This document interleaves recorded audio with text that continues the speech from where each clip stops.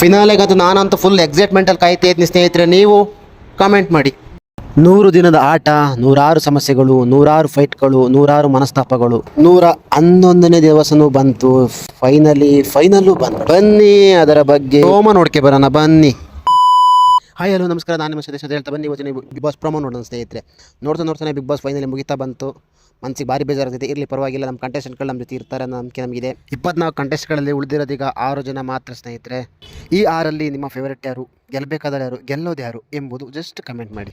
Big boss ಸತತವಾಗಿ ಯಾವುದೇ ಅಡೆತಡೆ ಇಲ್ಲದೆ 111 ದಿನಗಳನ್ನು ಸಂಪೂರ್ಣವಾಗಿ ಪೂರೈಸಿದೆ.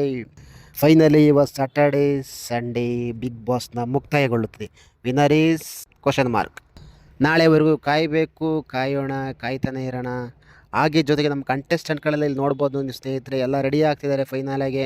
ನಾವು ಮೆಂಟಲಿ ಫಿಸಿಕಲಿ ರೆಡಿ ಆಗೋಣ, ಸಪೋರ್ಟ್ ಮಾಡೋಣ. ಯಾರ್ಯಾರು ನಿಮ್ಮ ಕಂಟೆಸ್ಟೆಂಟ್ ದಯವಿಟ್ಟು ವೋಟ್ ಮಾಡಿ ಅಂತ ಹೇಳ್ತಾ ಸಿಗೋಣಿಗೆ ಮುಂದಿನ ಪ್ರಮೋದಲ್ಲಿ.